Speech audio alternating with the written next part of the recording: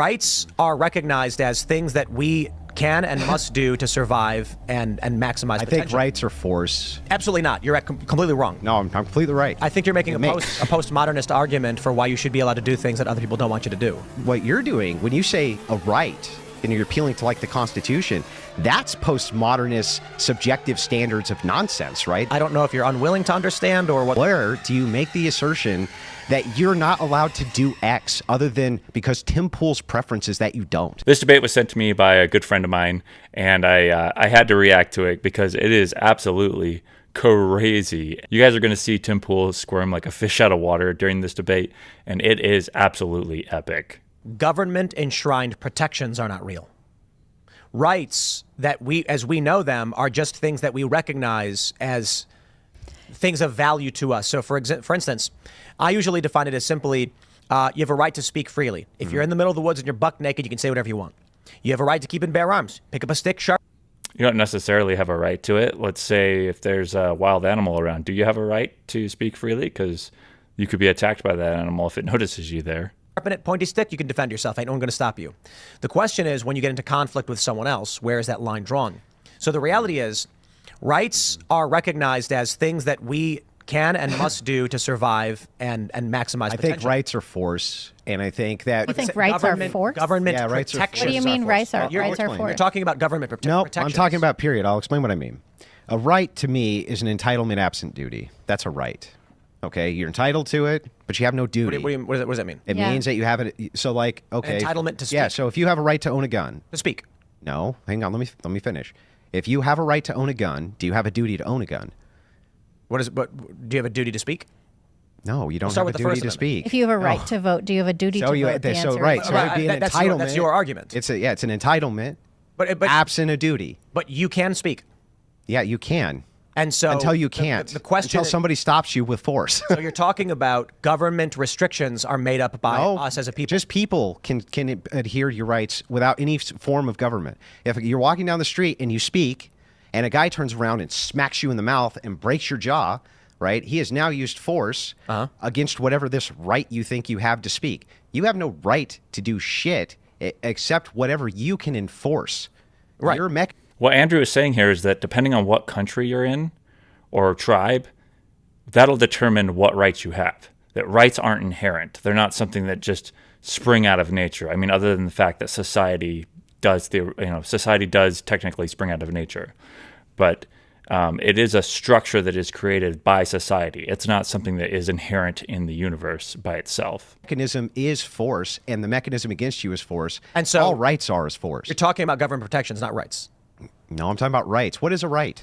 So it is an intrinsic moral function. Well, okay. Or intrinsic meaning what? It means if I'll try to explain. If you're born and you live in the middle of the woods, there are things you can do. You can hunt for food. You can defend yourself. You can speak freely.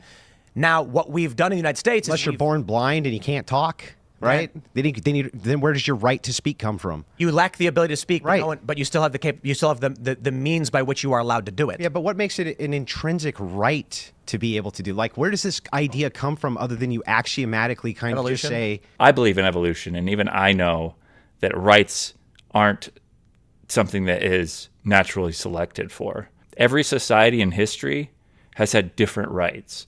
Every species has different rights. Some societies that are more successful have less rights, unless your measurement of success is how many rights, aka privileges and entitlements, is your main arbiter of what is valued and what is good. We have a tendency to think that humans are somehow some sort of pinnacle of evolution. And the truth of the matter is that there's animals that are more successful than humans. There's bacteria that is more successful than humans. It's just selecting. It's just selecting for traits that'll help that species pass on its genes to the next generation. You don't need to necessarily have automobiles, planes, trains, and automobiles to be considered a successful species. I mean, beetles are vastly more successful than human beings. See, I'm not crazy. There's 400,000 species of beetles on the earth, which is about 25% of all described species of animals. Beetles are the largest order of insects that make up about 40% of all described insect species. Secondly, I would argue house pets are vastly more optimized as far as evolution goes. They found a way to get another species to take care of them. to do. Like, where does this idea come from other than you axiomatically kind of just Evolution? say because I can do something, I have the right to do something? It's part of a evolutionary biological structure So that if I- resulted in the survival of humanity. So if I like grab a spear and I can stab somebody with it, I have a right to? No, that's Why? that's attacking different. somebody. That's violating. but other that's a than whole an bunch- axiom of you shouldn't do that because I just don't feel like you should, what makes it intrinsic that I don't do that? Hey, Cosmo, tell the viewers if they like this Tim Pool debate that they should like the video. Give them a good thumbs up, huh? Give them a paws up. Who's your good boy? What's that on your nose? What makes it intrinsic that I don't do that? that you don't go and kill another person. Yeah. So the way I view rights would be things that, and again, there's a debate over what rights are. Yeah, let's start with that. What are they? No. So there, it's honestly difficult to define, Yeah. but it is certain moral structures or. I would things say that are- axioms. Would you agree with that? Just an axiom. So, like, you have inalienable rights from God according to the Constitution. This is an axiomatic principle. It means this is our like philosophical starting point. Is that we have these. I would put it as things that were required or greatly beneficial to the survival of an individual that we greatly benefit. I agree. I agree. We it's- benefit. I just don't know what makes them intrinsic, or like you're born with them, or something like this. Other than we just kind of agree to it. So I think the restrictions we kind of agree to. And some people might view some things as rights and other things not as rights. Like the left thinks healthcare is a human right, which makes literally no sense. No sense. But in terms of your ability to speak, you can walk around, you can speak. To defend yourself, you can pick up a stick, you can defend But yourself. this goes back to So if healthcare is not a right, then why is education a right? There's this random barrier that they place with healthcare, even though there's all these other social programs that we have. Here's a good example. Why is Social Security a right? If Social Security is a right, why isn't healthcare a right? But again, Andrew has already established that rights don't exist. So saying healthcare isn't a right doesn't really matter. In terms of your ability to speak, you can walk around, you can speak. To defend yourself, you can pick up a stick, you can defend But yourself. this goes back to the same argument. I can grab a spear and murder somebody. I can do that. Why don't I have a right to do that? Because you are now causing harm to another person, which is a detriment. But why to is that valuable? human- Why are other people valuable? Yeah, well, why would that be an intrinsic value? So, like, I can One envision would a result in the planet, end of for humanity, instance- and one results in the expansion of humanity. Well, no, both can result in the expansion of humanity. Right, but absolutely not. You're completely wrong. No, I'm completely right. You are wrong. Self-defense can result in expansion of humanity if you're using destruction for the purpose of ending something that is destructive. But if you are wanton, Humanity is just existence. Like being able to pass on genes. If you wanted to, you could live in a totalitarian state. They could force breeding. Humanity would still exist. Tim Pool believes in evolution, so he should understand that there are no rules or like set of societies that have to exist. I mean, this is something even Sam Harris mentions in his book, The Moral Landscape. R.I.P. Sam. He talks about how there can be different societies that are ethical in different ways. Just because we live in a Christian society that values certain rights doesn't necessarily mean that other societies can't thrive and be even more successful than our own. but if you are wantonly going around murdering people, you're actively reducing and harming humanity. Well, okay, but that doesn't mean So it that you doesn't- couldn't expand humanity by harming people. There's So nations the argument that of do this all the self-defense time. is there are things that we believe we must be able to do for the betterment and survival of humanity. Yeah, but when I'm asking you this question, right, I'm asking the foundation from which you say, I have the right to speak or write. We or need to be able to things in like order to this. survive. You because you need to do something. So I'm not sure how that means you have a right to it, though. Okay, so speech is not Like you have just to saying eat. words. You have Speech a is- right to eat. Yes, 100%. Really? You have a right to do that? Why would you Yes, not you don't have a right to own do So that? if I have, But you have a right to eat, otherwise you'll die. Yeah. I don't understand. Do you have a right to breathe? What about breathing? These are good questions. Right? Again, I don't think you understand. We're talking about intrinsic behaviors that are required for survival versus the government and humans deciding what we shouldn't have. I on don't think we're laws. speaking past each other. I'm asking what makes them intrinsic. When you say I have a right to eat, okay? If you don't, you'll die. If you have if that guy has all the food over there, you no longer have a We right are to not eat. talking about your right to steal from others. If you Yeah, are so you standing, Well, go back to what he talked about earlier about being born in the woods and there's no government. You don't have a right to eat. There's not somebody's not going to come up and feed you. You have a responsibility to feed yourself. To say you have a right to eat is totally incorrect in this instance. No longer have a right to eat? If you're standing in the woods by yourself, eat that mushroom.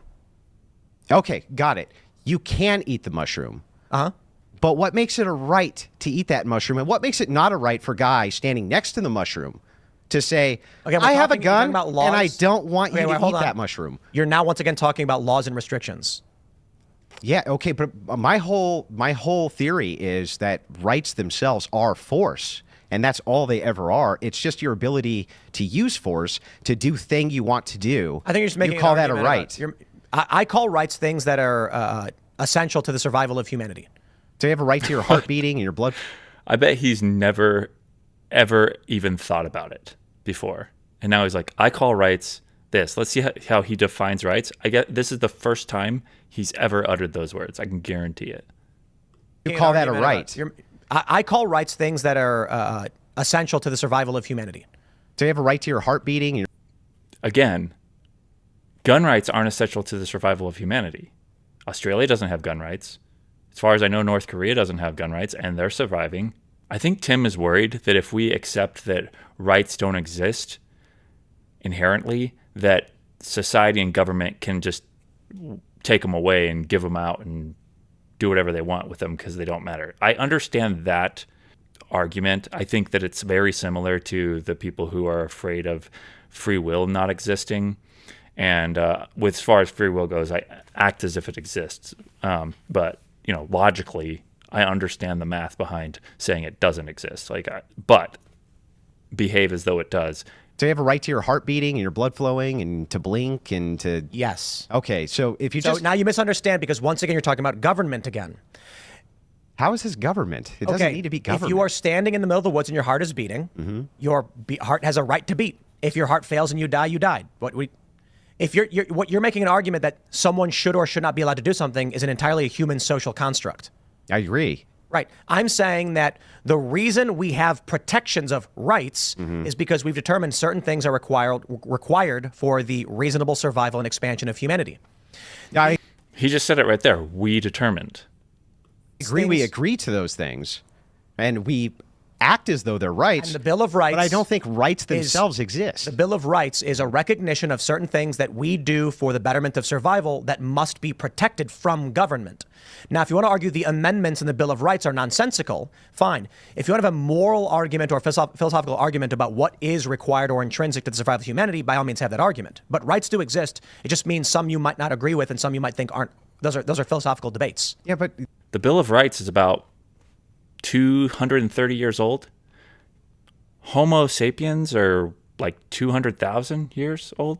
Hominids are 8 million, something around there, last I checked. So 99.99999% of human history doesn't have a Bill of Rights. This is something modern. And second, it may not even last for very long. Most countries don't survive. They change throughout history. The United States is a new thing, but Rome was a new thing at one point. The Ottoman Empire was a new thing at one point. Rome is still around. Bad example. when you say exist, right? Do you mean outside of your brain they exist, or do they only exist as a construction of your mind where you say, I have a right to do X? If we observe creatures in the wild, we will see them required to do things to survive. Yeah, okay, so If you inhibit those things, they will die. so if just But that's just natural selection. Most animals, most species do die. Many die in birth. They don't even get to adulthood. They don't even reproduce. rights protect to you, those things. So the rights to you just mean things which are a requirement for your existence?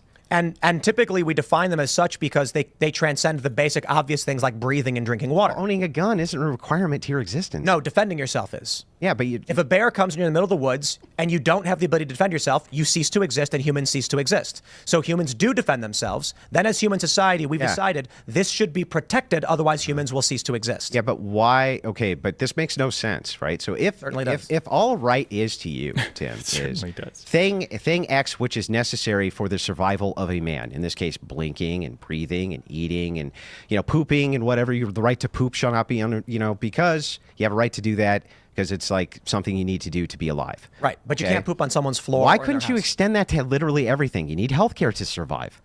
You need guns to survive. You need a house to survive. You need everything to survive. I think we should move on, but I think the challenge is, I don't know if you're unwilling to understand or what. You have no right to take other things from other people, to take their labor. You have no right to force a doctor to perform surgery on you, but you certainly have a right to ask him for it. Those are just assertions. Like, you just assert these things as though they have a grounding epistemic foundation from which you can make the assertion. Based on where do you make the assertion that you're not allowed to do X other than because Tim Pool's preference is that you don't? And I'm literally... I believe he was about to say that you have a right to access to healthcare, that's not true either. Most of humans throughout history did not have access to healthcare. Not only that, but healthcare is different in different countries. Do you have access to healthcare in the jungle? I'm sure you do. Is it a witch doctor? I'm sure it is. Is it healthcare?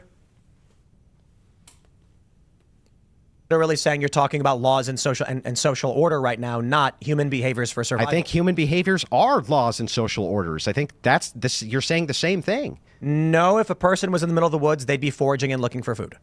Yeah, what does that have to do with what I just said? You're talking about what the government can and can't do. I'm talking about what humans need to do to survive. Yeah, okay. Well, humans also have to have other humans around to survive. And so this is communication is essential. The right to defend yourself is essential. The right to secure your possessions is essential. These things, without them, humans cease to function properly. And then you get the Soviet bloc, you get starvation, you get genocides. It's and also this is a detriment it's a function of our belief system in the United States that we have natural rights. I mean, I agree with that. That's a huge part of it. I agree with that. I agree with that, that in the United States, we agree that we have them. I think you can not say that sure everyone, that we do. I think that you can say that everyone has these rights, and it's a function of whether or not their government allows the rights to be recognized. That's the contention. When you say, I think everybody has these rights. Yeah, that is my belief. Yeah, it's a belief. Yeah.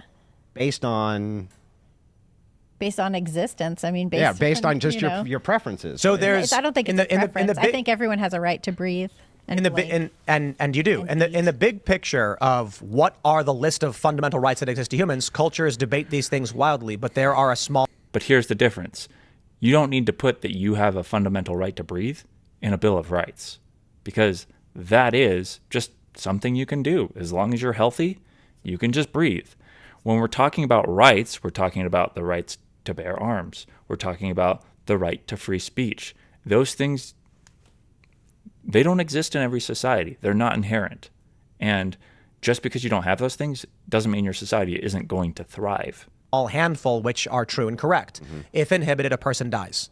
Agreed. But what I'm saying, I guess my overarching point, and I can just kind of tie it off society with this, fails.